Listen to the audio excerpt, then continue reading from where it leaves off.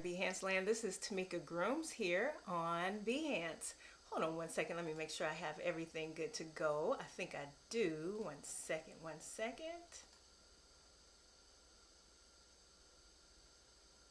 Yes. All right, so I'm here today because I wanted to share something with you. Oh, hold on one second.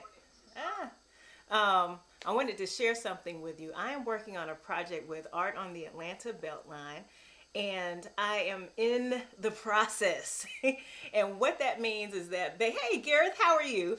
I'm in the process of doing this mural. I'm tweaking the design because, once you have this concept in your mind, and sometimes it works out and sometimes you got to tweak it. So I'm in the tweaking and the painting. Hey, Danette, how are you?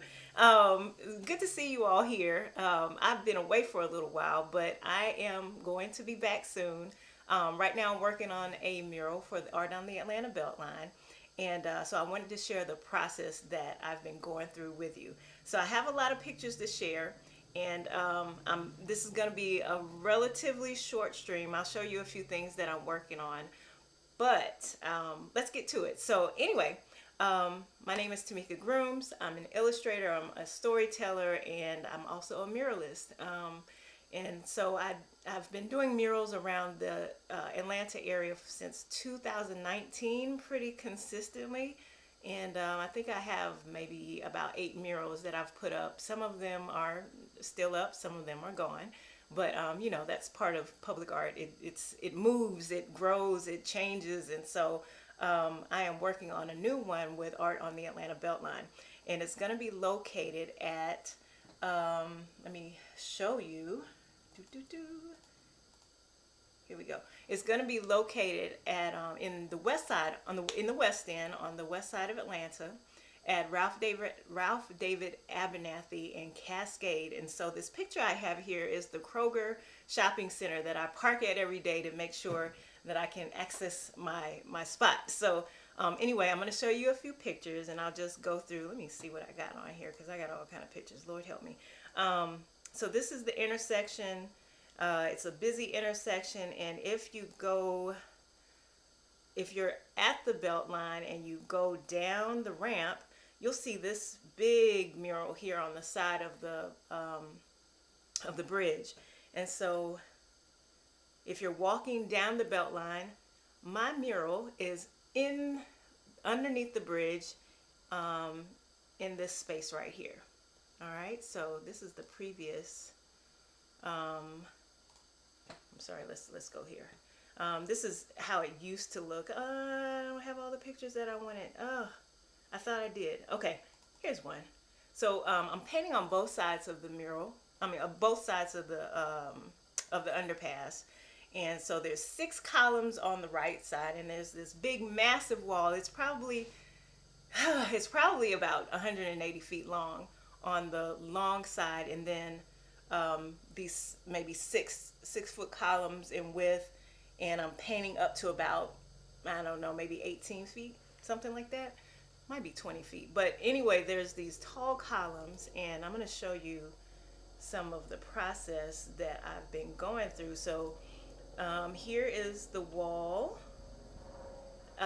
Nice stucco. And if you all know anything about painting murals, you know that materials, the wall that you paint on makes all the difference. And so yeah, stucco's interesting, but I've worked around it.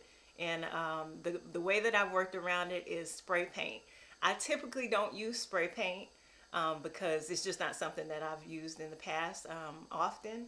And I know that there's some things that you have to do to make the spray paint do what you want it to do. And I'm so used to using brushes and, paint strokes and, liquid paint that's my go-to. But when I did a mural at Krog Street in Atlanta, I realized that paint is definitely not the way you want to go when you're dealing with stucco or moist environments. Duh.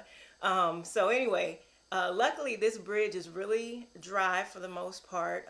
We're probably going to get some rain this weekend, so we'll see what happens. But spray paint has been my friend, and you're going to see why in a second.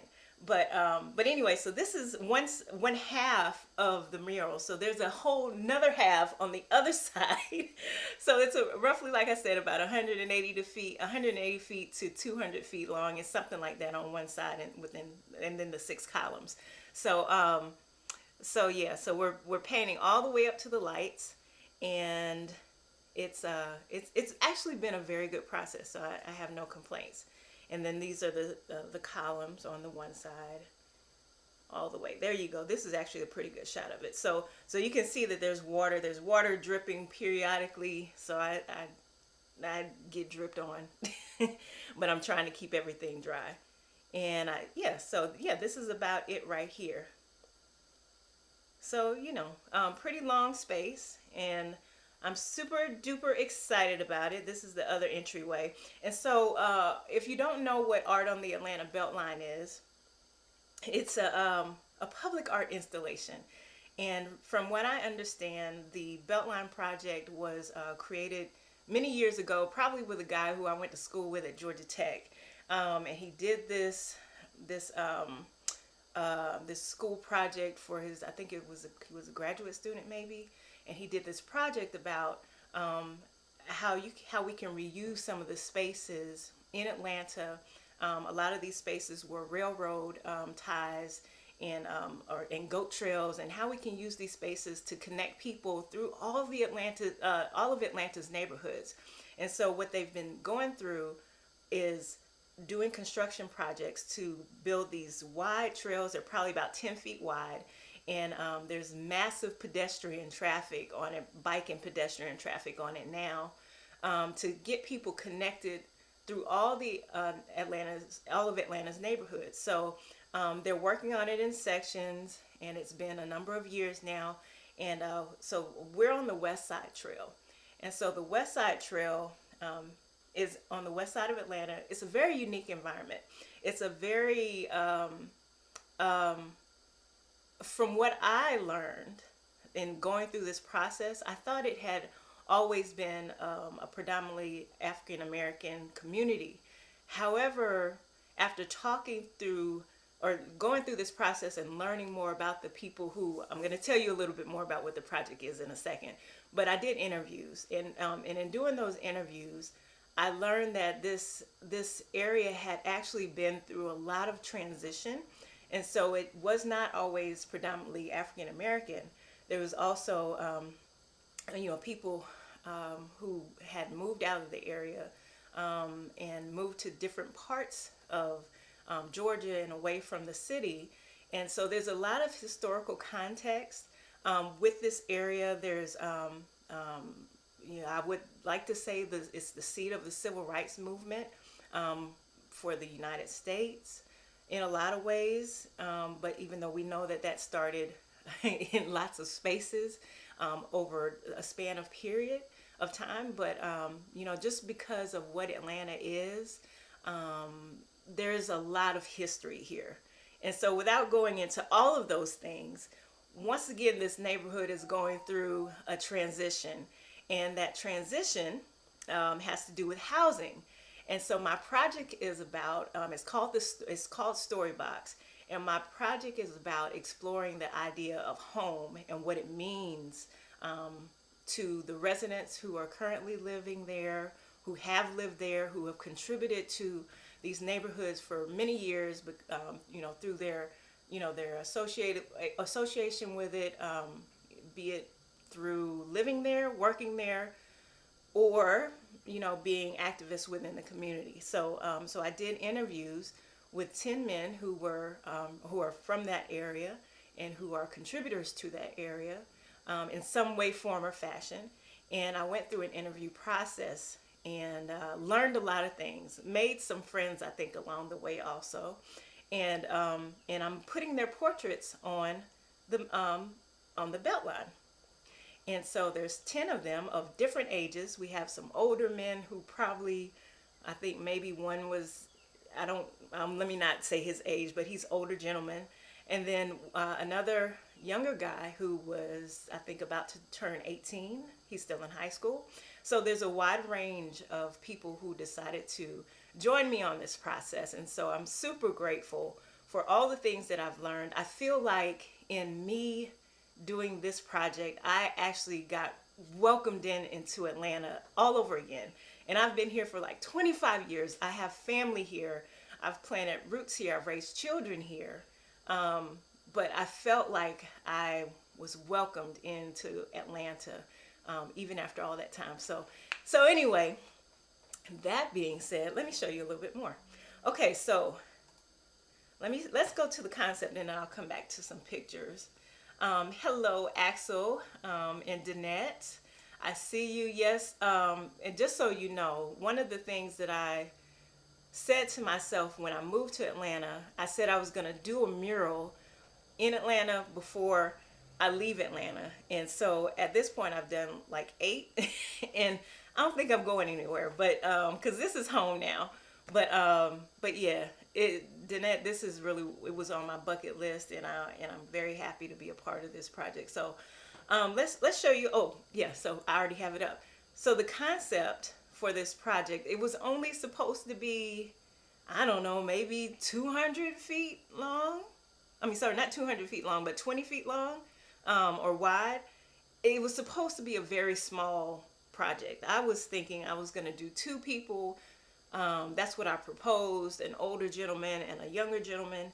And I wanted to explore the idea of home, and I wanted to do interviews. The whole project was the same. I started thinking about this 3 years ago, and I was submitting the proposal to certain, organizations that had art calls. And so this one finally got picked up. However, it grew, and then I had to figure out where am I, number one, gonna get these people from, and yeah, and then I went from there.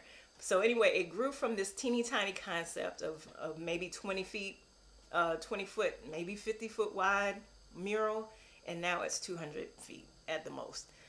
So anyway, that being said, this was the concept, and it includes Adinkra symbols. So Adinkra symbols are symbols from West Africa, and I have chosen specific ones that I wanted to make sure symbolized what I intended the meaning for this mural to be.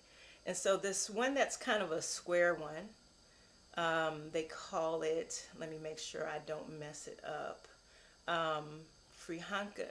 I'm messing it up. I am messing it up. It is called Fihankra. Fihankra. I know I was going to misspell it or mispronounce it, but Fihankra basically is the idea of security and house, and what it means to be in community with other people and to feel secure and safe and enclosed within a space. And so that's the meaning of the one that looks like a square. The one that looks like a heart is a Sankofa symbol. And the meaning of that is to return and to retrieve and go get what information, wisdom from the past, and bring it forward into the future so that you can achieve your future goals. And then the last one is, let me also make sure that I don't mess the pronunciation up, Adinkra. I'm probably messing it up. But it's a symbol of greatness and leadership.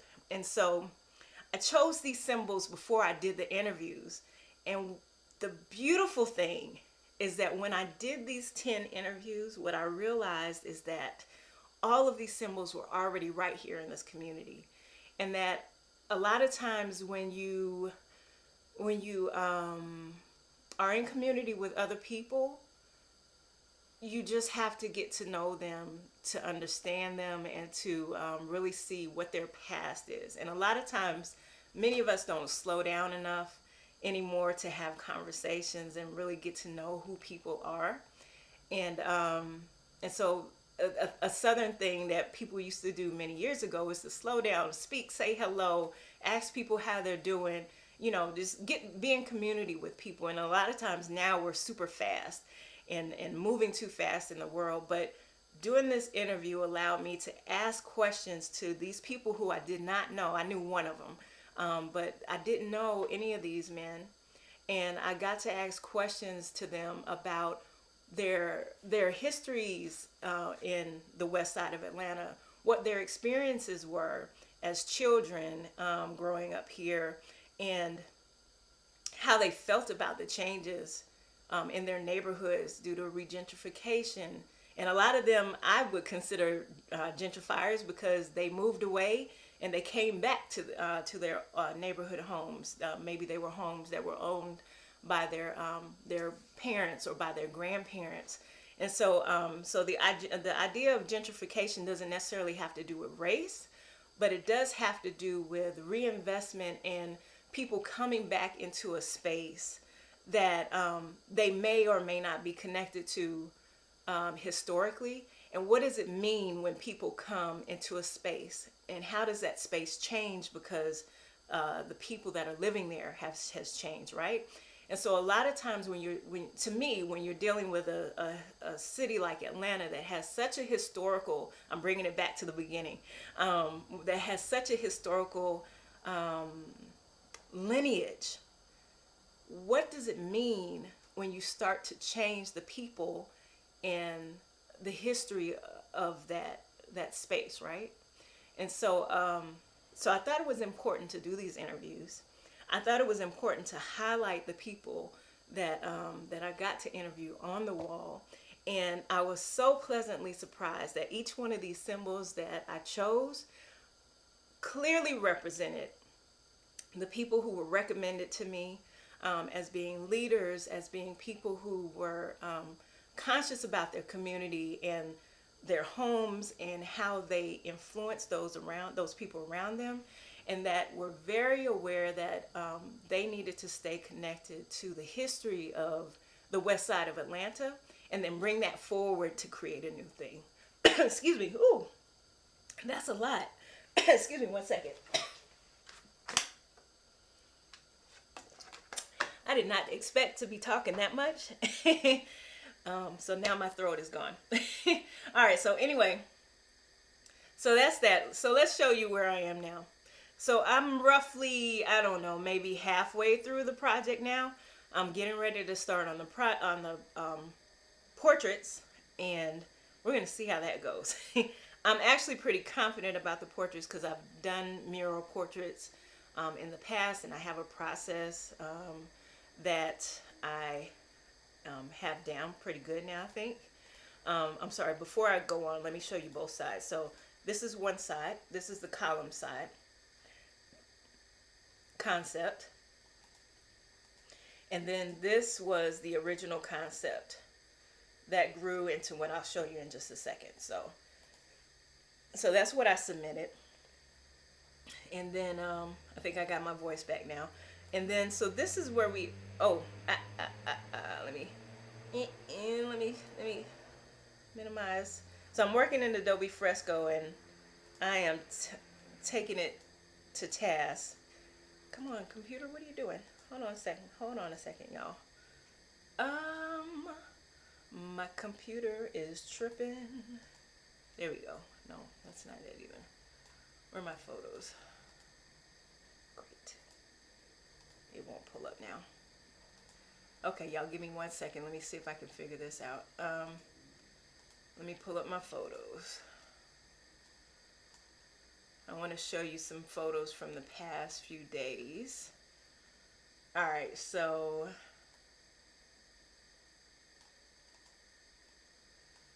here we are. So here's where I started. Where I started basically, well, that's my daughter, sorry. Where I started was with stencils. Stencils made my life a whole lot easier. And so I went through the process of creating all these stencils, scissors, X-Acto knife, things that I had in the house, rulers, boxes, all kinds of stuff is what I used to put this together. And so when I'm in the creative process, my mind is like all the way open, and I feel like whatever I need is actually there for me at the time. And a lot of times the awareness of knowing what I need it makes the thing show up. So so anyway, I created these with found objects around my house for the most part. And these were the stencils. And and this is the first one that I did. And used the level That's a key, sorry. And then started putting the things on the wall. So the columns, I started with those because I knew it was going to be an imperfect process, because it's an outdoor environment. Luckily, there's these cinder block things that are showing through that I kind of used as guides, but I also use my level and ruler and all that stuff too. The columns, you know, it's not perfect, but I think you'll see that it's definitely moving in the right direction. So if you remember the concept in the blank walls, things are slowly, let's go back, slowly starting to come together. Let's click on this one. This was a couple days ago, and then slowly it started to evolve, where each one of these columns was getting filled up with symbols, all the symbols that I already talked about. And so, and so now going to the concept, all of these columns are filled in, and this was a couple days ago, and then as of yesterday, this whole wall is all the way filled up with my symbols. And hold on one second, I just realized. Let me fix this. Here we go. All right. And so I was able to get it relatively straight because I was using my level, and I was measuring things, knowing that, you know, I'm an engineer in my background, and my engineering background is in civil engineering. And so, when I walk into any kind of urban environment, I automatically start measuring things.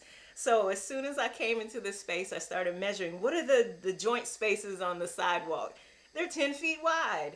Let me use that as a guide, because I know that the contractors who built this space, the contractors and the engineer, I know the way that they think. And so most of this so far has been me approaching this art project as an engineer. And how do I construct this space, this creative space, based on engineering concepts? And so I'm using a lot of geometry and all of these different things. So so I was measuring from the tops of the, where the lights are. You can probably see these lines if I can zoom in enough, but I was measuring from the lights down a certain distance, and then using my level and all these different things. So that being said, I like the way it turned out so far. It is not perfect by any means necessary, but it definitely is a work in progress, and I'm happy the way it's going. So so let me show you where I am now. Let's see, Fresco, let's come on back up. And so now, yesterday before I left, I decided I was gonna, you know, take a picture of each one of the sections, the 10-foot sections, right? I don't know why I didn't just use the panoramic view on my camera, because I have a nice fancy camera. But I guess I just felt like nostalgia and old school, and so I took pictures of each 10-foot section, and I went through the process, crazy me, of piecing each one of these sections together at the 10-foot mark. And it might have actually been a good idea, because then at least I know that I can look straight on at that flat wall, because there's a reason why I'm telling you this. But I was looking straight on at that flat wall. Is super important, because I'm going to use the grid method in order to get these portraits up. Doing it in the 10-foot sections, taking the photo straight on, made sure that I didn't have any skew in the photo, or in the, you know, the camera angle, and that's going to make it a whole lot easier for me on the back end. So that's probably what I was thinking about. But when I was doing this part of adjusting the design, I was like, why didn't I just have the panoramic view? But anyway, that being said, I have my 10 people that I've started here, and it's not complete. This is a work in progress. You've already seen the concept, so you know the direction that I'm going with this. But what I'm doing is, it's a really simple design in terms of you know, it's not a lot of shading. Um, all I'm gonna do is paint their. I'm gonna do the outline. I'm gonna paint their faces in, and then I'll go back on top of it and then do the details. Um, I think the most complicated part might be just getting it up on the wall to make sure that their faces are in proportion the way I want it to look. But this is the direction that I'm going. And so there's going to be pattern behind them. I have a nice, brilliant gold paint that I can't wait to use. And then I'm going to have some more stencils to create. And I'll probably have some people come out and help me, you know, when it's at that point of, you know, putting the smaller stencils on the wall especially. So that's definitely something I'm going to need help with. But this is where we are. And so I have my first 5 here. And yeah. And then I'm just going to start dropping in. Let's see, so you can see. You might not be able to see. Yep. I don't have it set up right. But anyway, I'll start to drop in the pattern behind these sketches. And I wanted to do that on the computer, because what I'll do is I'll use the grid method and some overlays in order to place this thing on the wall. So typically I don't use projectors because I work during the daytime. I am not, if you all have ever seen me online on Behance, I do not stream late. My mind operates best early in the morning, during the day, during the sunlight hours. And so I'm not going to be outside at night. I mean, I could, but more than likely I'm not. So, so I've worked out a method that works for me. And that grid method helps me to get things on the wall in proportion, and it makes sure that what I see on the computer translates onto the wall. So, so anyway, that's what I am working on, y'all. And I've talked for about 30 minutes now, and that's all that I have right now because I really have to get outside and get some work done. Hopefully I'll be on site today. It's a nice sunny day here in Atlanta. And if I can get a few of these people up on the wall, that's going to make my life so much easier for this coming weekend. That being said, I hope you all are having a wonderful, wonderful day. Danette, thank you so much for joining me. Axel, Gareth, I'm so happy that you all were here to witness this process. I will be sharing a little bit more. I'm going to do some process videos on site as well. Make sure you check out my Instagram. So if you've been following me on Instagram, you know that I usually say, go on over to TeMikaTheArtist.com. I do have some of my mural stuff up there as well. I have an Instagram for TeMika the Artist, which is generally my children's book illustration, and sometimes some mural stuff will pop up. But my mural Instagram is TeMika_Grooms. It's TEMIKA_Grooms, GROOMS. And you'll see this, the progress of this mural start to evolve. And I've also set up another Instagram that's specific for this project. So feel free to follow me on any and all of those. I do try to post different things in all of my social media spaces.